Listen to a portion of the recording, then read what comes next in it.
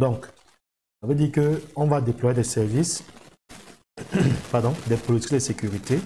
On va ajuster des reverse proxy et toute cette batterie de sécurité là, qui seront ajustés en fonction des scénarios de sécurité. Donc là, par exemple, nous avons déjà déployé ici notre petite infrastructure très simple où nous avons ici on utilise un pare-feu UTM PF5 de dernière génération.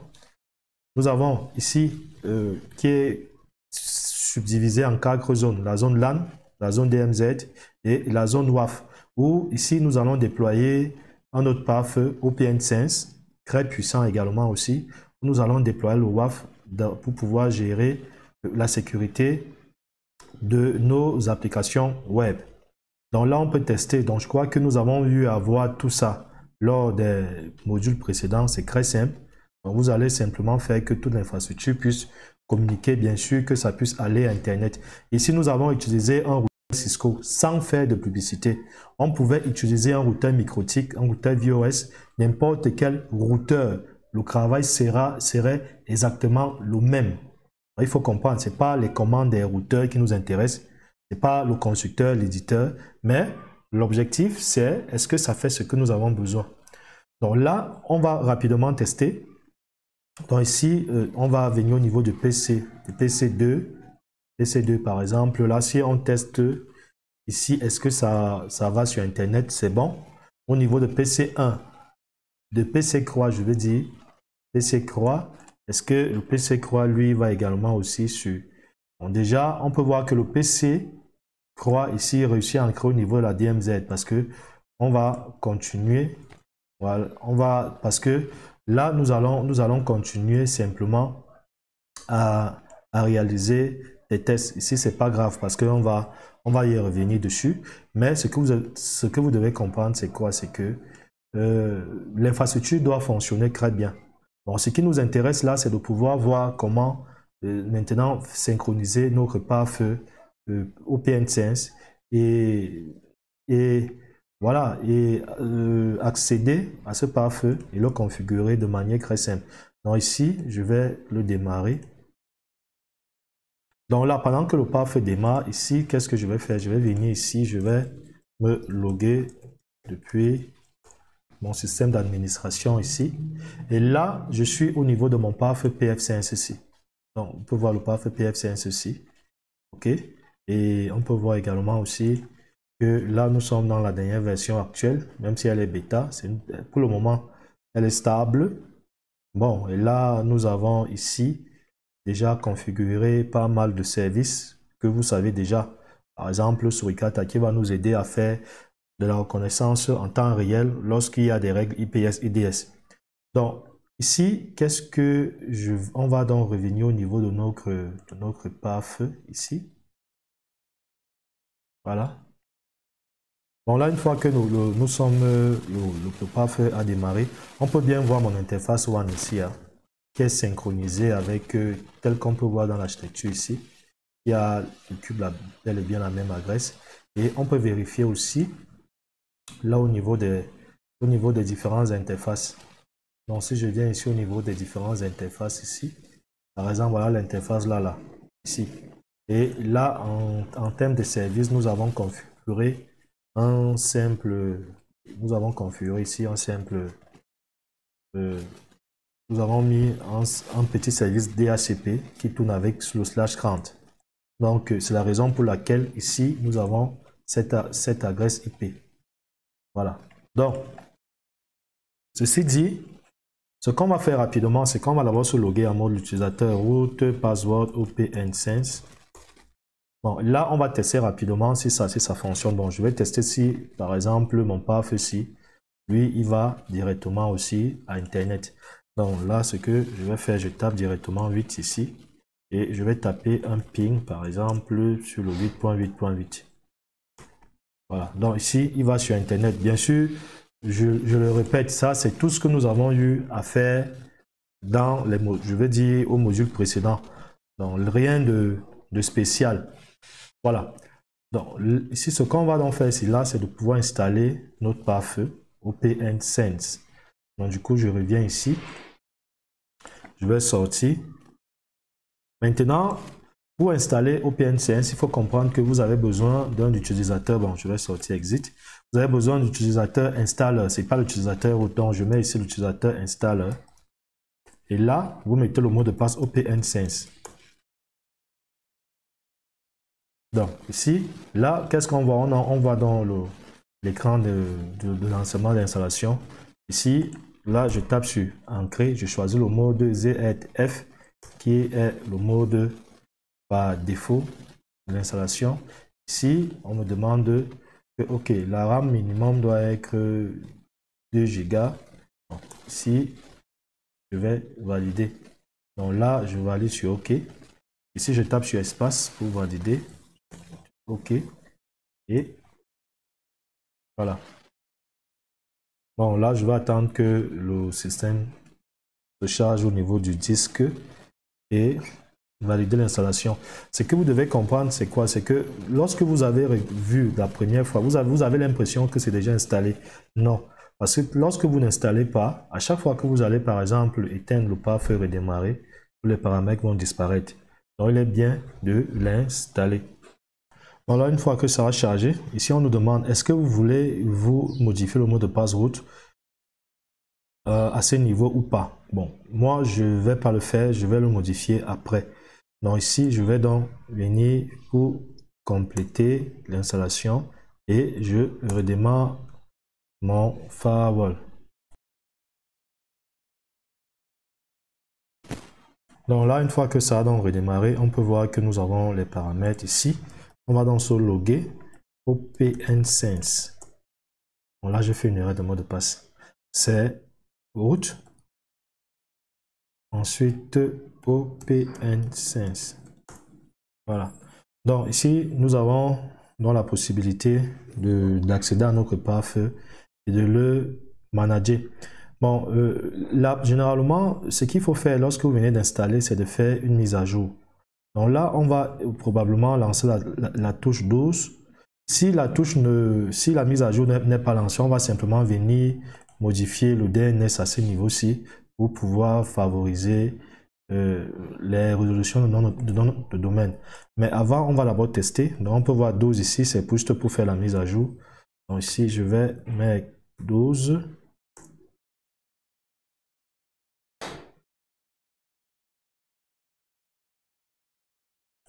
Donc là, ce qu'on va faire, c'est qu'on va d'abord annuler. Bon, si je reviens ici, nous avons deux hypothèses. La première hypothèse, c'est que vous savez, lorsqu'on travaille dans GNS, il peut arriver que l'infrastructure GNS retarde un peu la connexion Internet. Donc, ce qu'on peut faire, c'est qu'on peut directement le connecter à Internet, faire la mise à jour et revenir le connecter dans l'infrastructure. C'est aussi une possibilité. D'accord? Donc, ce qu'on peut faire ici, c'est quoi? C'est que on peut simplement d'abord supprimer cette lésion. On va donc venir ici, on va prendre le NAT, par exemple. OK, et on va simplement venir ici, le connecter là. OK, et là, on va donc vérifier ici. Vous voyez que ici, l'adresse IP du WAN. Donc, si je tape encore Ancrer, vous voyez que l'adresse IP du WAN a changé. Donc là, je vais donc taper 12 ici. Et on lance donc l'installation de la mise à jour. Donc ici, on nous demande, voulez-vous continuer? Je dis oui. Et là, je tape simplement la touche Q. Voilà. Et là, maintenant, le chargement des mises à jour s'effectue. Voilà. Donc, voilà ce que ça va prendre. Donc, 163 mégas. On attend que la mise à jour se termine.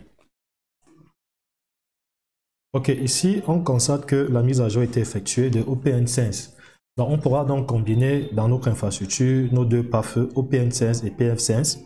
OPN5 où nous allons déployer le protocole WAF et PF5 qui va gérer de la sécurité en amont. Et en sécurité en aval sera fait par OPN5. Et maintenant, on peut donc décider d'installer, vous pouvez installer tous les plugins que nous avons besoin et à la fin, on pourra donc le synchroniser avec l'infrastructure. Donc, ce qu'on va faire ici, c'est que nous allons rapidement déjà exactement comme on a fait pour PF5, donc on va se loguer et on va configurer directement l'adresse IP au niveau de notre PAF OPN5. Donc ici, on va se loguer. Ok, donc là, on va essayer on va afficher l'adresse IP de notre Kali pour que on va d'abord afficher l'adresse IP. Mais ce qu'on peut faire même d'abord dans un premier temps, c'est de pouvoir le gérer manuellement. Donc là, on va se loguer, root et password OPN5.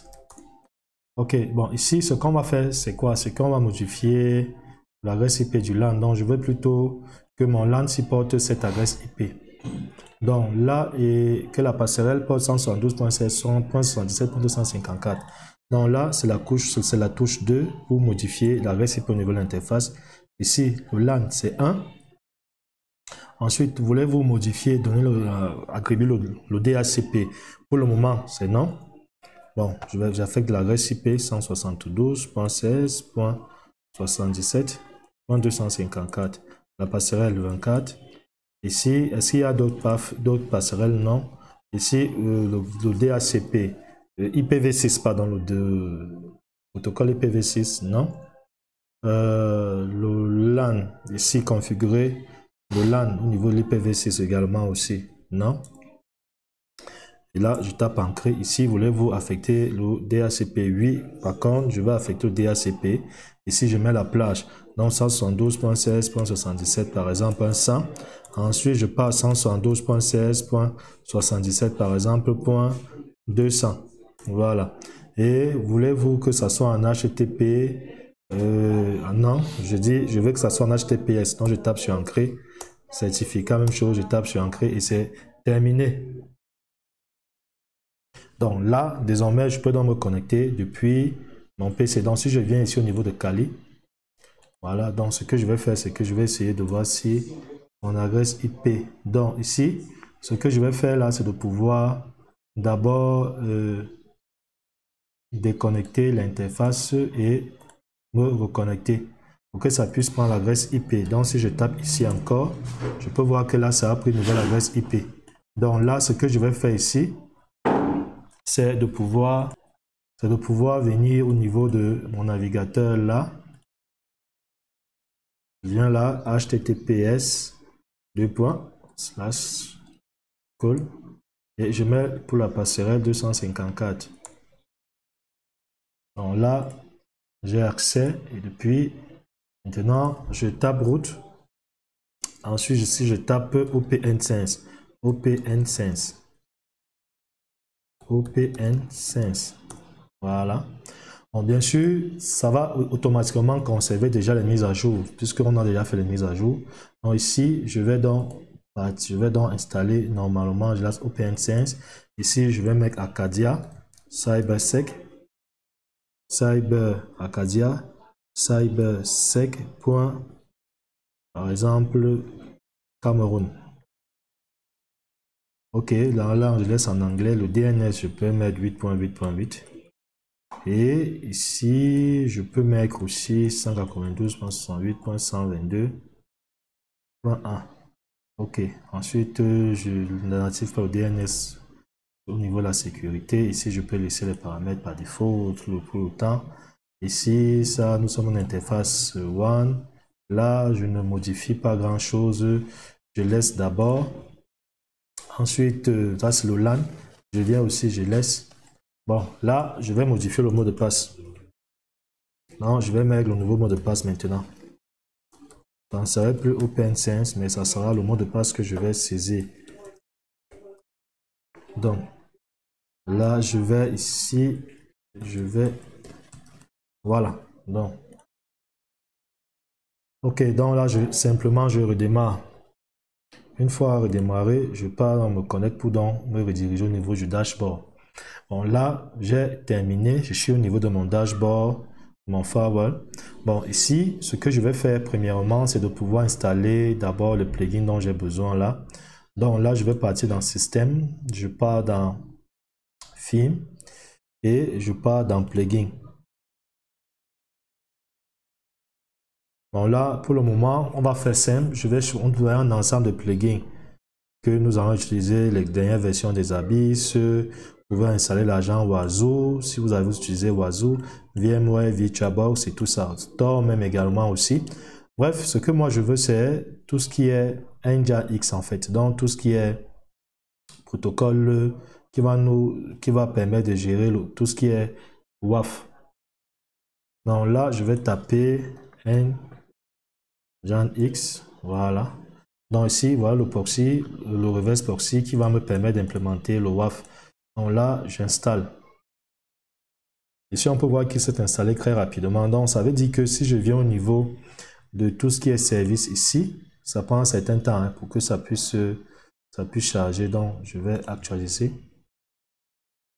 Donc là, quand j'actualise, je peux voir que NGINX est déjà là présent. Donc voilà en fait un peu le scénario. Donc la dernière chose que nous allons faire, c'est maintenant permettre que nous puissions nous connecter depuis l'extérieur afin de pouvoir configurer et faire en sorte que on puisse l'administrer depuis l'extérieur simplement. Donc là, ce que je vais faire, c'est que je vais couper d'abord cette liaison. Je vais venir dans ici. Je mets là, je viens ici. Je mets là, ok. Donc là, si je reviens ici, je tape sur, on peut voir que là, c'était l'adresse 122.217.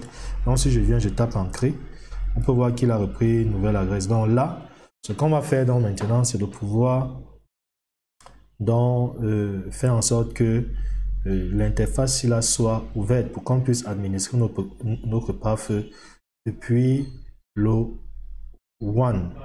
Donc là, je vais venir ici, je vais aller dans Firewall, je viens au niveau de règles. Pour un premier temps, hein, on va créer une règle simplement qui va nous permettre de laisser tout passer. Hein. Non, on laisse tout passer. Et pour le moment, bon, en termes de source, on va définir quand même la source qui va la source quand même qui va devoir ancrer. Là, ici, c'est ini. Donc ici, je vais définir la source. Bon, là, on peut voir que la seule source pour le management de mon path, c'est cette source-ci. Donc, c'est elle que je vais définir. Je ne vais pas autoriser toutes les sources, bien sûr. Donc là, je vais venir ici, je vais choisir un autre, je vais choisir un autre réseau.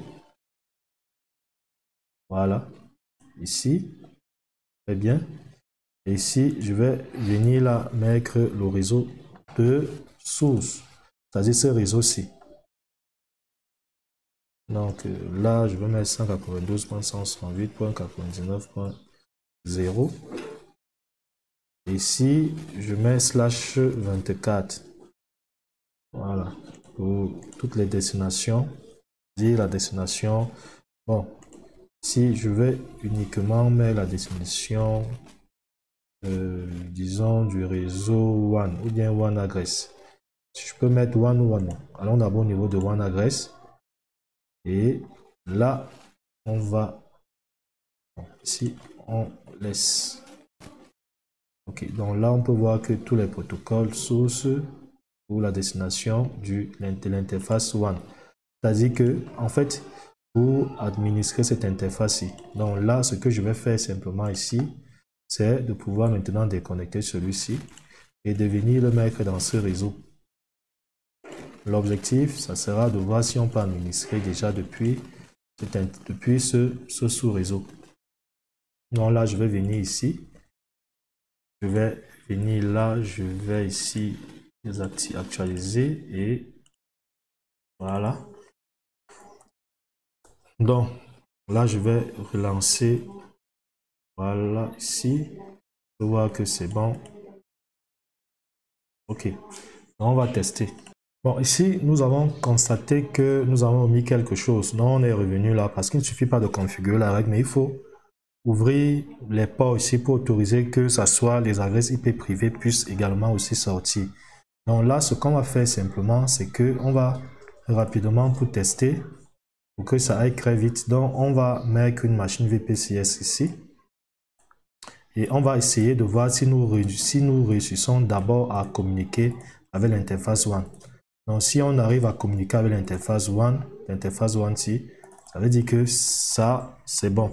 Donc là, si je viens, je mets par exemple DHCP pour récupérer, HCP pour récupérer l'adresse. Donc, on va essayer d'abord de lancer un ping vers cette interface. Donc, on lance un ping 180 ping 192.168.200.254 par exemple. Là, ici, là, 254, ça fonctionne. Donc ici, si on laisse 953, est-ce que ça marche? Là, on voit que ça ne marche pas. Donc, ce qu'on va donc faire ici, c'est de pouvoir résoudre ce problème. Allons-y. Donc là, si on revient ici, on va donc venir au niveau des interfaces. On va passer au niveau de l'interface WAN. Bon, au niveau de l'interface WAN, qu'est-ce qu'on regarde ici? Vous voyez que ici, on a bloqué les réseaux privés. Or, ici, la règle que nous avons autorisée, c'est uniquement accès qu'à l'interface WAN, uniquement qu'ici. Donc là, or ici, qu'est-ce qu'on constate? On constate que là, c'est bloqué. Donc, il faut décocher ceci. Donc là, ce que je vais faire, c'est décocher ça et je vais enregistrer, valider. OK, et on peut revenir ici au niveau de notre VPCS. On essaye de relancer le ping. Vous voyez que là, ça fonctionne maintenant. Donc, ce qu'on va donc faire ici, c'est que on pourra donc accéder au pare-feu. Donc là, si je viens, si je vais déconnecter là, viens ici. Là, c'est le réseau LAN. Voilà. Par exemple, mettre ça ici pour que ça soit bien visible ici. Voilà. Donc là, je vais venir ici. Je vais coller. Bien sûr, ça, c'est tout ce que je fais ici. Ce n'est que des rappels parce qu'on a vu ça. On a eu le temps de voir tout ça dans, au niveau des modules précédents. Donc ici, je vais venir là, je vais déconnecter. Je vais me reconnecter. Je vais ici venir taper l'adresse IP. On peut voir que je suis bien et bien dans le réseau maintenant, 99.150. Ensuite, je vais venir ici, je vais taper 192.168. C'est quelle adresse? 168.200.253. 168.200.253. Voilà, vous voyez que là, on a exclusivement accès qu'à l'interface web. Donc, on peut administrer désormais notre pare-feu depuis le réseau LAN qui est dans pf5. Donc, voilà en fait un peu donc, ce qu'il faut savoir, ce qu'il fallait faire dans ce sens. Dans la prochaine vidéo, nous allons voir justement comment synchroniser déjà notre... comment nous allons synchroniser notre interface avec, bien sûr, notre interface ici, avec l'eau et créer une zone WAF.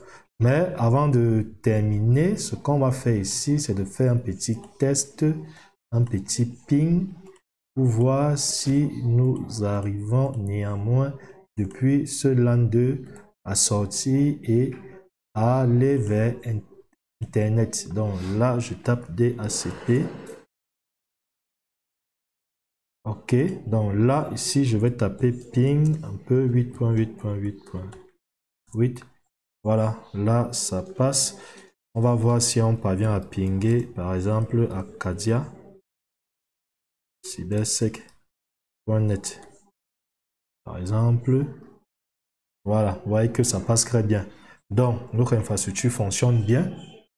Nous avons installé le plugin qui va nous permettre de faire le WAF. Vous avez vu que, et c'est donc à partir d'ici que nous allons donc réaliser donc tout ce qui est donc reconnaissance active et ainsi de suite, tout ce qui est en appliquant vraiment les règles de sécurité de production et voir comment ça se passe et comment contourner ces systèmes de détection d'intrusion que nous allons voir dans les prochaines vidéos. Sur ce, nous vous disons merci et au prochain chapitre. Donc, néanmoins, ça c'est bien. Donc là, vous pouvez voir que ici, j'administre bien mon pare-feu PF5 Ici, j'administre également aussi bien mon path OPN5. Et là, je vais utiliser plutôt un autre client parce que je ne veux pas utiliser Kali pour l'administration. Kali va nous servir le système d'attaque. Donc ici, nous avons OPN5 et on a notre PF5. Donc voilà, on se dit au prochain chapitre.